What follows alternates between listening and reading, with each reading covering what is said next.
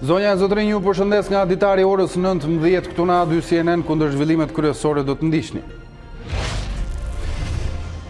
Njësia operacionale Forca e Ligjit deklaroi se u ka dorëzuar formularin e një justifikimi të pasurisë Ardian Çapjas dhe Lulzim Berishës. Ata kanë 48 orë kohë për të justifikuar pasuritë, përndryshe do të procedohen nga SPAK dhe gjykata speciale.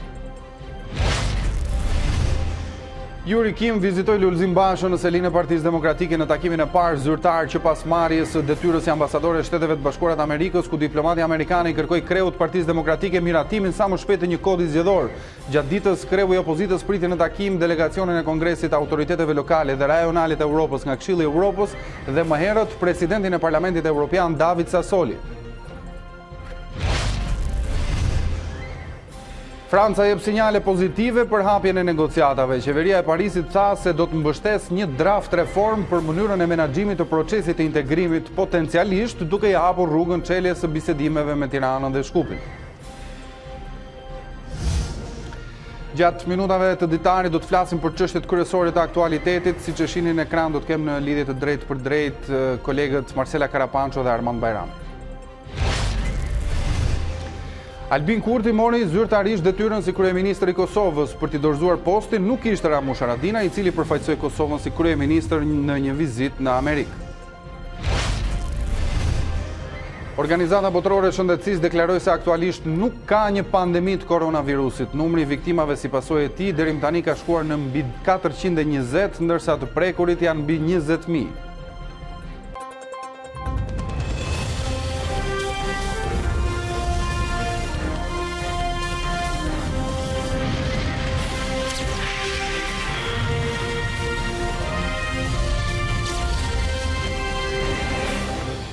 Njësia operacionale Forca e Ligjit ju dërgon formularët e justifikimit të pasurisë. Ish kreu të bandës së Durrësit Lulzim Berisha, i cili ndodhet në lirim me kusht, dhe Ardian Çapjas në Elbasan, i akuzuar për një sër veprash penale.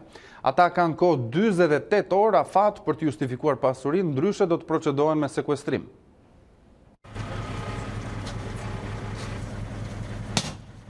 Pas sekuestrimit të kompleksit Golden në Shijak, operacioni Forca e Ligjit nisi formularin e justifikimit të pasurisë për Lulzim Berishën, ish kreun e bandës së Durrësit. Ky shtetas në vitin 2012 është dënuar me burgim të përjetshëm nga gjykata e krimeve të rënda dhe në vitin 2016 gjykata e apelit Durrës ka vendosur lirimin e tij me kusht. Hetuesit dyshojnë se pas daljes nga qelit, Lulzim Berisha është përfshirë në disa biznese me styre dhe atë të hidrokarbureve, dhe për këtë kërkojnë justifikimin e të ardhurave. Pas tij shënjestëra tjetër është Fisi Çapja në Elbasan. Ardian Çapja sipas operacionit Forca e Ligjit është i dyshuar për një sër vrasjesh në qytetin e Elbasanit për motive akmarrjeje, ndërsa në qershor të vitit 2016 qelloi ndaj policisë. Sipas bluve, Çapja së bashku me të afërm të tij ka kryer dhe vrasje me pagesë për gjatë viteve 2009-2016. Të gjitha subjektet e ligjit special, pra të gjithë të dënuarit apo të akuzuarit gjatë 30 viteve të fundit për krimet e parashikuara në këtë ligj, do të kalojnë në sitën e provës së ligjshmërisë së pasurisë së tyre. Asnjë përjashtim nuk do të ketë dhe nuk mund të ketë, dhe çdo përpjekje për të tjetërsuar ndërkohë pronën duke përdorur familjar apo të njohur, do të rëndojë të dyja palët. Kujtojmë se ligji special parashikon vlerësime dhe hetime specifike të pasurisë edhe për rrethin familjar të personave të dënuar apo të akuzuar për krim të organizuar dhe krime të rënda. Operacioni Forca e Ligjit vijoi dhe në Shkodër, ku sekuestruan bizneset të Gentian Doçit por dhe Fisit Bajri, edhe këta të dyshuar për një sër ngjarjesh kriminale. Kam Armand Bajrami në lidhje të drejtë për të mësuar më shumë detaje në lidhje me atë se çfarë ka zhvilluar forca operacionale e forcës, njësia operacionale e Forcës Ligjit. Armand, përshëndes, mirëmbrëma. Lulzim Berisha është gjykuar më parë nga krimet e rënda, një proces i njohur nga publiku, ndërsa sot OFL-ja kërkon justifikimin e pasurive të tij. A kanë qenë pasuritë e Berishës pjesë e këtij procesi, Mandi? Në fakt, Arlind, bashkë me procesin penal, gjykata për krimet e rënda, gjykatë që ka pushuar tashmë së ekzistuar, është shprehur edhe sa i përket disa pasurive të sekuestruara të Lulzim Berishës gjatë kohës që ai gjykohej si drejtuesi i bandës së Durrësit. Ka qenë fakt një procedim penal i bazuar në ligjin e kohës, bëhet fjalë për një ligj të vitit 2004, ligj para se të hynte në fuqi ligji antimafia që u përdor më vonë për goditjen e aseteve kriminale dhe mbas përballjes në të tre shkallët e gjykimit, Lulzim Berisha arriti në fakt të çlironte me një vendim final të vitit 2010 nga gjykata e lartë të çlironte nga sekuestroja disa nga pasuritë që ishin sekuestruar. Të çlironte ato ndjes nga konfiskimi dhe të rifitonte ato. Por për detaje më shumë, juftoj të ndjekim materialin vijim.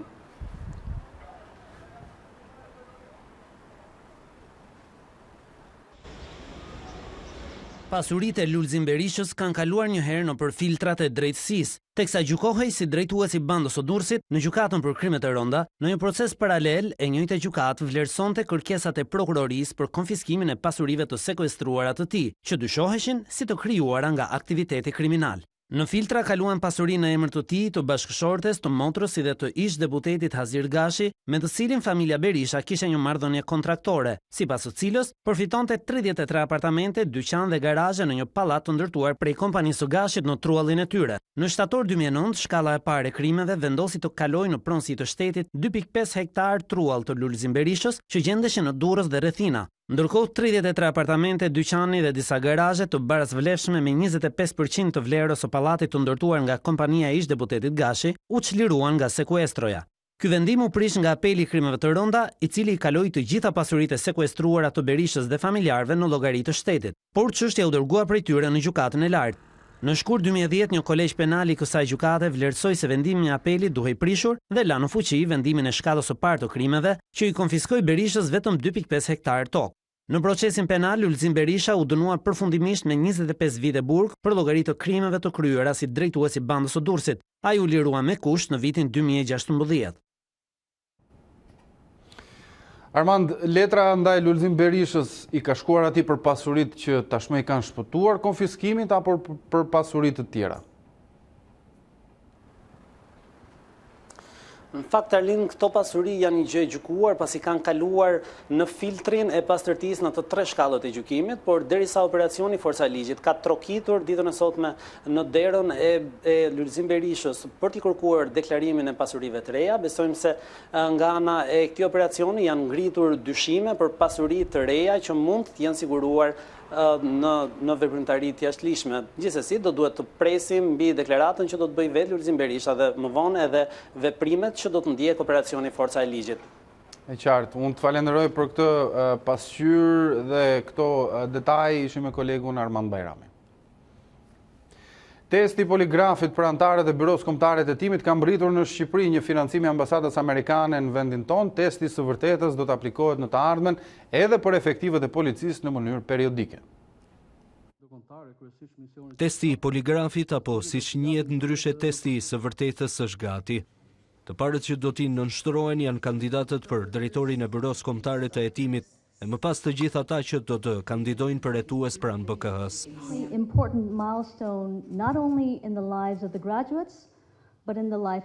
Do ta cilësoja një gur kilometrik. Përparimi i reformës në drejtësi është një nga elementet e rëndësishëm për të ardhmen. Shqipëria ka ligjin e ri për spakun që kërkon që antarët e Byros Kombëtare të Hetimit t'i nënshtrohen testit të poligrafit. Të egzaminues do të kenë aftësi për të zbatuar ligjin e ri të SPAK.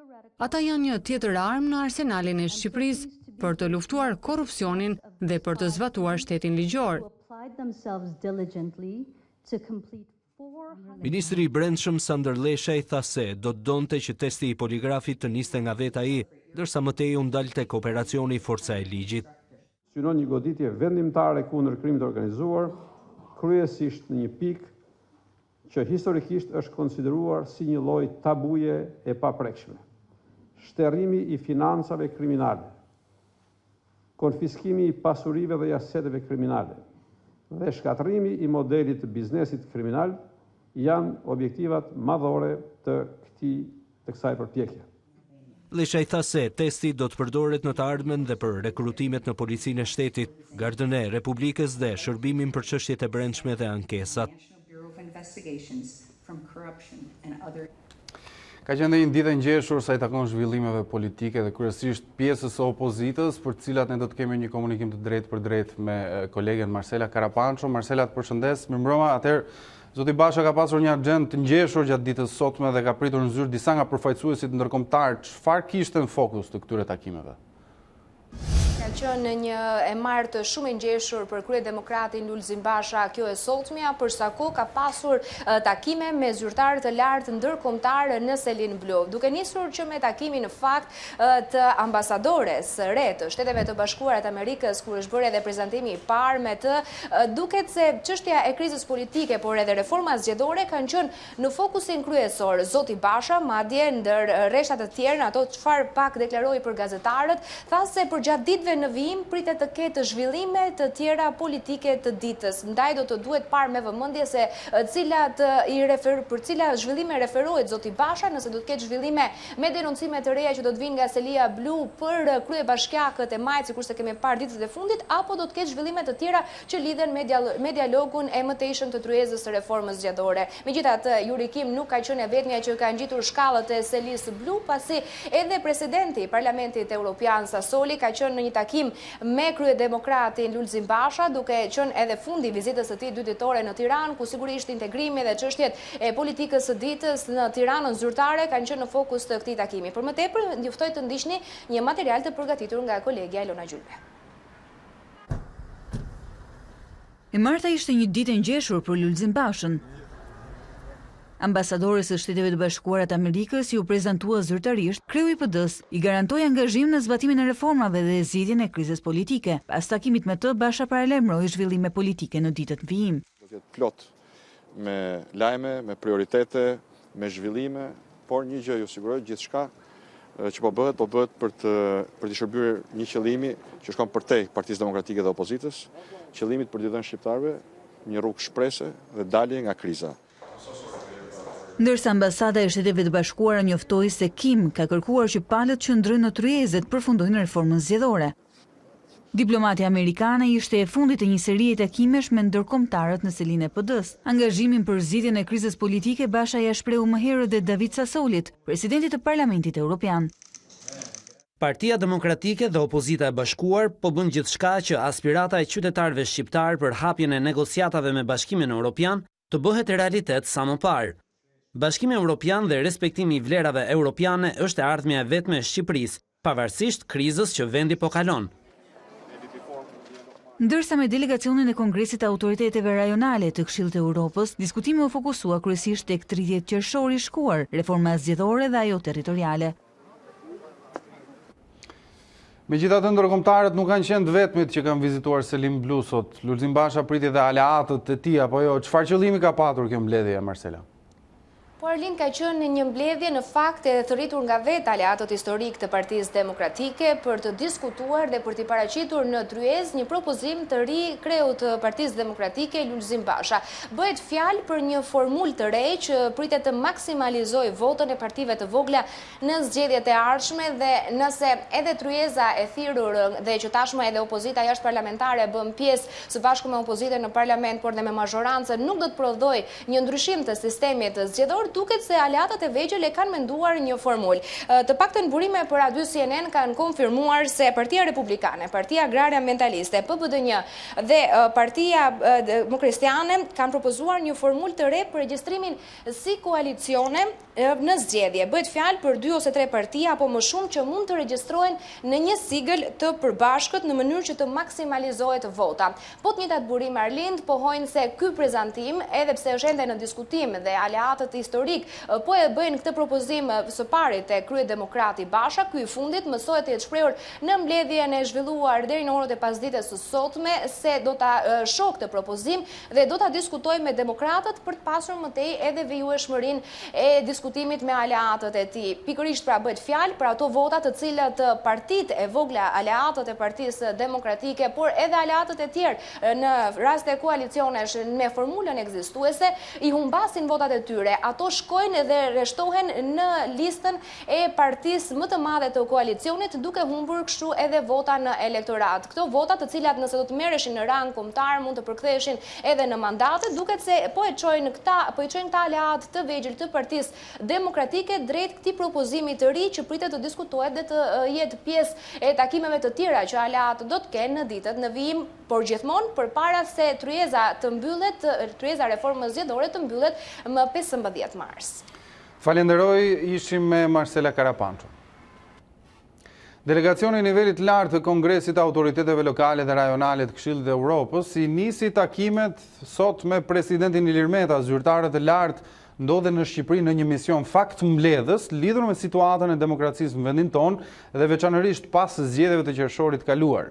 Në atë kohë, ky organizëm u tërhoq nga monitorimi i zgjedhjeve lokale të 30 qershorit me argumentin se nuk kishin vëzhguar ndonjëherë zgjedhje pagar. Në takim, Meta ka theksuar se votimet njëpartjake të 30 qershorit nuk i dhanë zgjidhje krizës, por cënuan në rënd edhe demokracinë vendore duke zhytur më shumë vendi në rrugën e palishmërisë dhe kapjes së shtetit. Sa kaq mësohet se Këshilli i Evropës do të dërgojë një tjetër mision faktmbledhës në Shqipëri dhe gjetjet do të publikohen në një raport në muajin tetor. Pasdite delegacioni është pritur në një takim edhe nga kryetari i grupit parlamentar të Partisë Socialiste Tauland Balla. Presidenti i Republikës për 3 bashki për të cilat mandati kryetarëve të bashkisë ka mbaruar, shpresojmë që në një moment të duhur, qoftë për bashkinë e Shkodrës, qoftë për bashkinë e Durrësit të Vorës, bazuar dhe në parashikimet e kushtetues të ligjit qeverisë vendore dhe të kodit zgjedhor, të përcaktoj brenda kohës së mundshme. Kujtoj këtu që për sa i përket të Durrësit dhe Vorës jemi në kushtet e emergjencës civile dhe sapo emergjenca civile të ketë përfunduar, Presidenti i Republikës të ketë dekretuar datën për 3 bashkitë. Ndërkohë, sinjale të mira vijnë nga Parisi. Franca duket se është drejt heqjes së barierave për hapjen e negociatave të antarësimit të Bashkimit Evropian me Shqipërinë dhe Maqedoninë e Veriut. Parisi është në pritje të planit të ri reformues të procesit të zgjerimit, por për vendimin do të marrë në konsiderat edhe progresin e të dyja vendeve.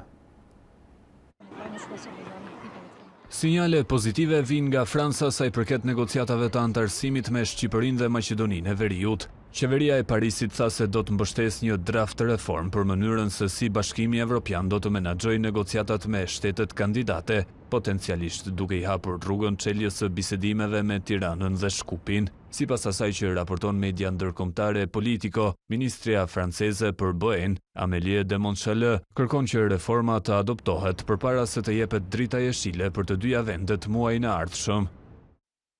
Në bazë të situatës që do të raportojë Komisioni Evropian në mars, ne duhet të sigurohemi që kushtet janë përmbushur. Plani i ri për metodologjinë e zgjerimit do të prezantohet këtë javë në Bruksel nga komisioneri për zgjerimin, Oliver Varhelyi. Ministria franceze tha se ka pasur një bisedë shumë konstruktive me zyrtarin e Brukselit, por kërkoi që procesi i integrimit të jetë i kthyeshëm. Ndërsa saktësoi se drita jeshile për Shqipërinë dhe Maqedoninë e Veriut nuk do të varet vetëm nga plani reformues. De Montchalin theksoi se vendimi i Francës do të ndikohet edhe nga progresi në të dyja vendet dhe reformat e zbatuara. Sa i përket çështjes së negociatave, Financial Times publikoi një shkrim në të cilin theksohet se plani i ri i Bashkimit Evropian për zgjerimin do të përfshijë investime dhe integrim të afërt me politikat, tregjet dhe programet e Unionit. Gjithashtu media ndërkombëtare thekson se reforma e re e Brukselit shton shanset për një dritë jeshile për negociatat me Tiranën dhe Shkupin. Mirë, shkëputemi për një hapësirë të shkurtër, kthehemi pas pak. Mirë, do të vijojmë flasim për të tjera ngjarje dhe informacione. Një ndjekje e nisur nga qyteti i Korçës ka përfunduar në hyrje të qytetit të Elbasanit me një aksident të 3 fisht dhe me 5 persona të plagosur. Ngjarja e pazakontë ende nuk ka një motiv nga autori i kësaj arratje, i cili është identifikuar si 27 vjeçari Aldiron Shehu nga Gjirokastra.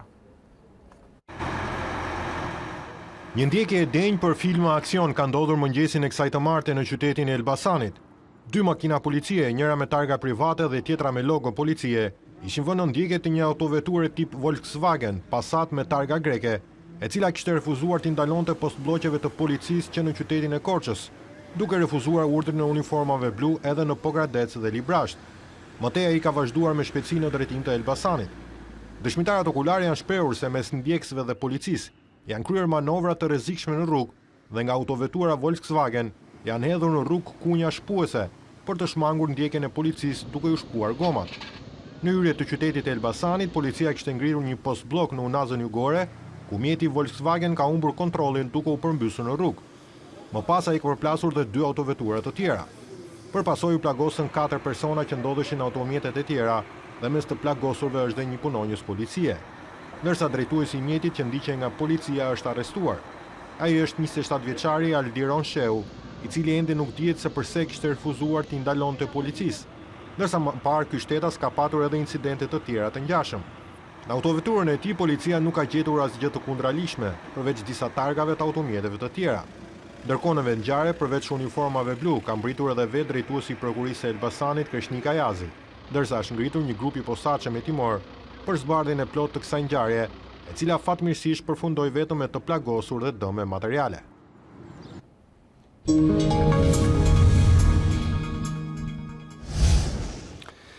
Lufta kundër informalitetit nuk do të zhvillohet më me aksione, por bazuar në analizën e riskut. Veç kësaj deklarate, Ministre e Financave Anila Denaj sqaroi se edhe deklarimi online do t'i jap fund abuzimeve që bëjnë kompanitë me 2 bilance.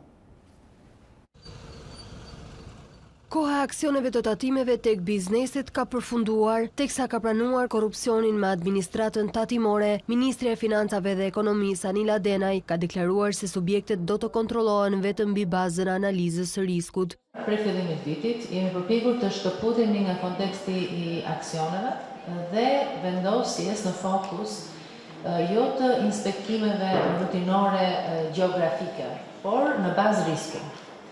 Dhe konteksti i matricës së riskut është një kontekst i cili sot po implementohet në të gjithë institucionet inspektuese.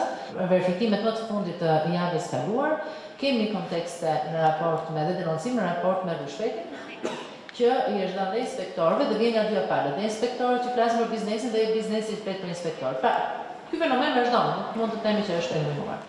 Denaj tha se abuzimi që bëjnë kompanitë me pasyrat financiare, një për vete dhe një për shtetin, do t'i jepet fund përmes procesit të fiskalizimit, i cili do të nisë zbatimi nga 1 shtatori. Synimi është që në vitin 2021 i gjithë procesi i informacionit nëpërmjet faturimit të jetë elektronik dhe kjo të ushtrojë një presion akoma më të shtuar drejt qasjes së pasuriave financiare reale dhe jo atyre fiskale që sot gjykojmë janë shumë larg realitetit. Ndërkohë bizneset evidentojnë si mjaft shqetësuese mungesën e transparencës, konkurrencën e pandershme si dhe korrupsionin. Portet e peshkimit mund të shfrytëzojnë privatët në të ardhmen me kontrata €1. Këtë zgjidhje jep zëvendës Ministri i Bujqësisë në përgjigje të një raportit publikuar së fundmi nga KLSH. Në raport identifikohen jo pak problematika në sektorin e peshkimit dhe një prej tyre lidhet me Koranin e famshëm të Pogradecit.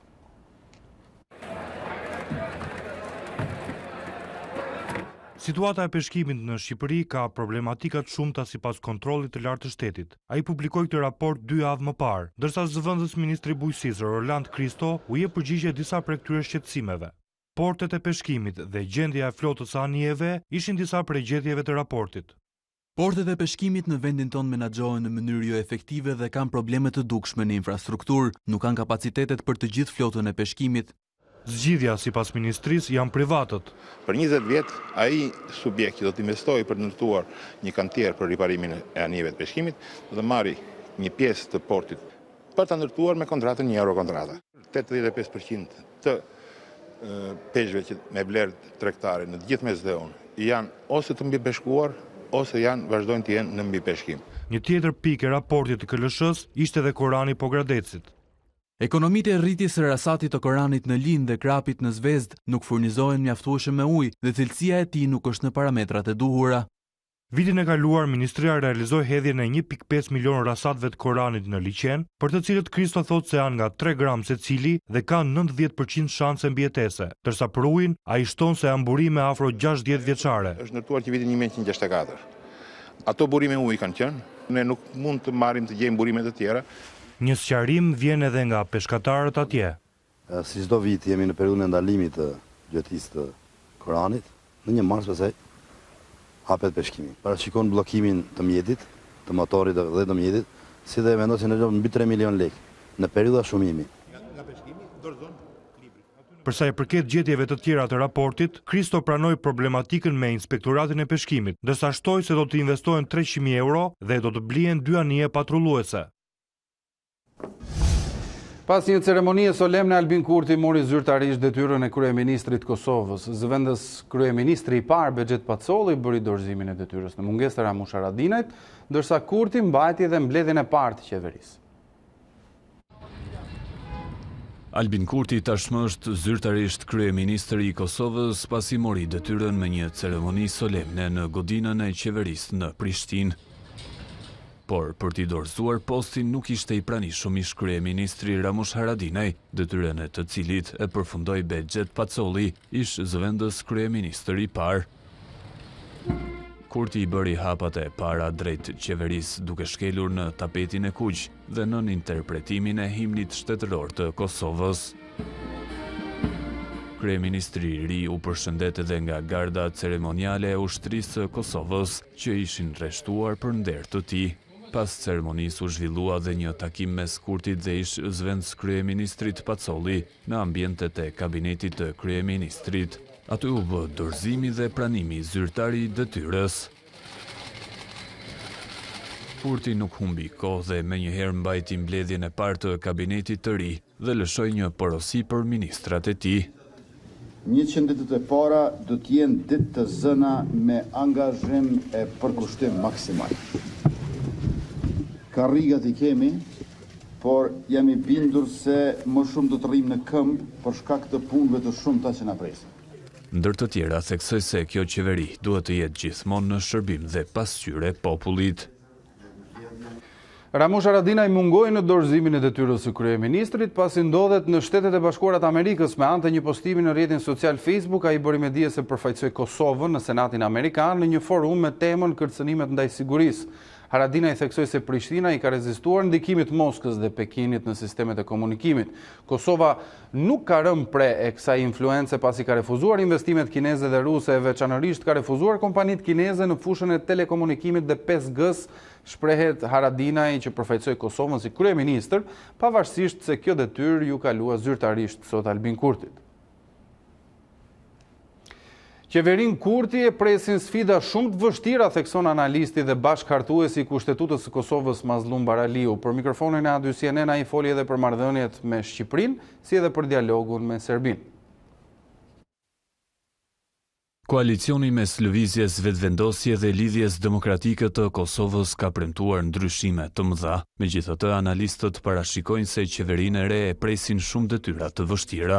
Mazlum Baraliu, bashkëhartuesi i Kushtetutës së Kosovës dhe njohës i aktualitetit politik, thekson se të paktën 2 vite qeverisë Kurti do i duhen për të rregulluar gabimet e qeverisjeve të kaluara. Ajo detyrë që pret këtë koalicion qeverisës është shumë e vështirë dhe ajo nënkupton që të paktën 1 vit, 1 vit e gjysmë, mbas edhe 2 vite i duhen që të merret me rirregullimin, rimiratimin e ligjeve të reja, të cilat do duhet të ndryshonin për nga struktura, përbërja e tyre, po edhe për nga zbatimi ose gama e zbatimit të tyre në praktik, pastaj me gabimet dhe përmirësimin e gabimeve të gjertanishme. Baraliu komenton dhe marrëdhëniet mes Shqipërisë dhe Kosovës. Marrëdhëniet tona përkundazi ato do duhet fuqizohen, të integrohen dhe të harmonizohen në nivel të përbashkët, veçanërisht në ato takimet 2 qeverive që me vite të tëra kanë filluar, po si duket më tepër për ato përdoren dhe shërben si makjazh politik i elitave politike në të 2 vendet, sesa si një substancë e cila do të mund përmbajtësore. Pra, substancë përmbajtësore e cila do të mund të ndryshonte gjërat, të lëvizten nga vendin kuptimin më pozitiv dhe integrativ mes këtyre 2 politikave, gjithsesi këtyre 2 qeverive dhe 2 shteteve. Ndërsa për dialogun me Serbinë e shikon shumë të vështirë arritjen e marrëveshjes finale. Ajo që do duhej ta ketë parasysh kjo strukturë, kjo elitë qeverisëse, është fakti që me Serbinë në përvoja historike në mëson, nuk ka marrëveshje dhe nuk mund të ketë marrëveshje përveç se me presionet të fuqishme ndërkombëtare dhe me përfitime të mëdha që Serbia mund të ketë nga këto biseda. 100 vitet e Tiranës si kryeqytet dhe 100 vite parlamentarizëm u manifestuan në skenën e teatrit kombëtar me poezitë e Naim Frashërit, Fishtës, Mjedës, Migjenit e Çajupit. Interpretimit e aktorëve tashmë pjesë e Aleancës për mbrojtjen e teatrit që interpretuan poezitë e poetëve tanë më të mirë, ju bashkua edhe diplomati Robert Wilton. Zëvendës ambasadori i OSBE-s zgjodhi të ngjitej në skenë me fjalët e qiririt nga Naim Frashëri dhe pashallarët e kuq të Ismail Kadares. Kjo shfaqje zgjodhi të jepte përgjigje pyetjes se çfarë ka ndryshuar në 100 vite parlamentarizëm dhe kryeqytet.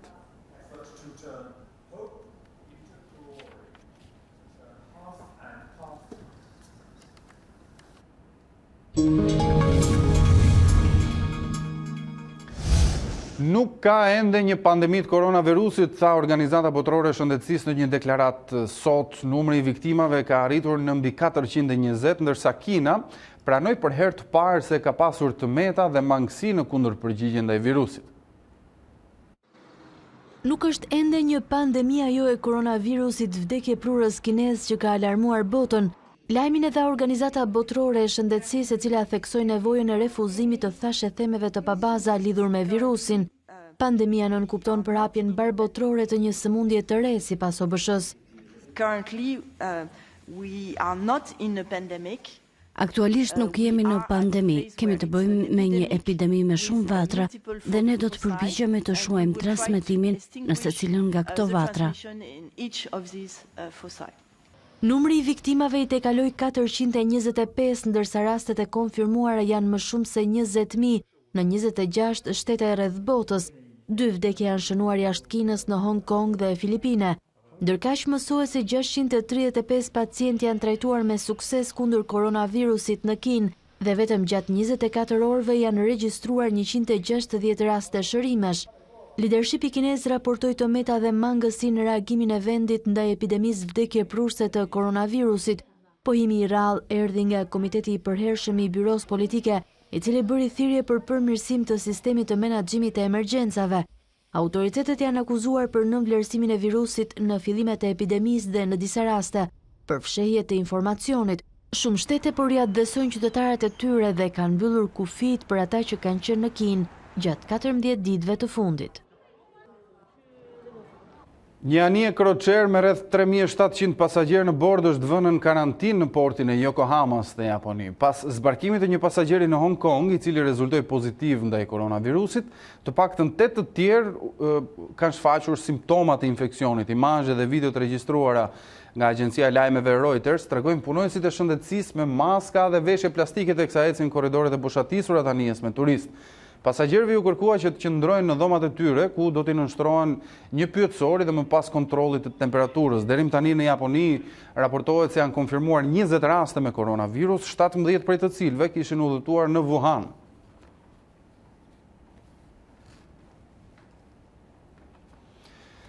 Një ekspert amerikan mbështet tezën se koronavirusi është një armë biologjike e ndërtuar në një laborator të fshehtë në Wuhan të Kinës. Profesori i Universitetit të Illinois, Francis Boyle, pretendon se Organizata Botërore e Shëndetësisë është në dieni të këtij fakti. Fillimisht u shpërnda si teori konspirative, por tashmë kjo frazë vjen nga një ekspert i rëndësishëm amerikan. Koronavirusi është një armë lufte biologjike dhe është krijuar në një laborator në Wuhan. Organizata Botërore e Shëndetësisë është në dieni të këtij fakti. Francis Boyle është profesor në Universitetin e Illinois dhe në vitin 1989 ka redaktuar aktin kushtetues për armët biologjike, që është ligji kundër terrorizmit të armëve biologjike në Shtetet e Bashkuara të Amerikës. Ai thotë se koronavirusi është një armë shumë e fuqishme vdekjeprurëse dhe që është ndërtuar në një laborator të sigurisë së lartë në Wuhan. Sipas ekspertit, qeveria e Kinës është përpjekur fillimisht ta mbulonte rastin, ndërsa tani po adopton masa drastike për të frenuar epideminë. Qëndrimi i profesorit amerikan është në kundërshti të plotë me versionin zyrtar që virusi vdekjeprurës të jetë shpërndar në një treg lokal të Wuhan, por ky version zyrtar është kundërshtuar edhe nga ekspertë të tjerë të fushës, që bëjnë me dije se vetëm 66% e rasteve fillestare me të infektuar kishin vizituar tregun lokal. Donald Trump shpalli fitore në zgjedhjet paraprake të Iowas, edhe pse nuk kishte përballë një rival konkret. Kreu i Shtëpisë së Bardhë përdori dështimin e demokratëve për të përcaktuar një triumfues, duke thënë se nuk janë të zotë të qeverisin Amerikën. Kaosi në zgjedhjet të rëndësishme paraprake të Iowas në kampin demokrat ka ndihmuar presidentin amerikan Donald Trump. Kreu i Shtëpisë së Bardhë përdori dështimin e rivalëve të tij për të përcaktuar një triumfues, duke e paraqitur veten si fitues. Me anë të një statusi në Twitter, Trump thot se pa aftësia e fundit në këtë zgjedhje janë treguesi qartë se demokratëve nuk mund t'ju besohet drejtimi i vendit. Personi i vetëm që mund të shpallë një fitore të madhe në Iowa është Trump. Mijëra qytetarë të Iowas ju drejtuan më shumë se 1600 qendrave të votimit në 99 konte për të marrë pjesë në procesin publik, por në fund kryetarët e qendrave zgjedhore patën probleme në raportimin e shifrave. Partia Demokratike në Iowa tha se problemet me teknologjinë i kishin detyruar të shkruanin votat me dorë ose t'i fotografonin ato në mënyrë që të raportonin rezultatet. Në fund të fjalimeve të fitores, kandidatët u ngjitën në skenë për të folur me mbështetësit dhe për t'i falendëruar ata.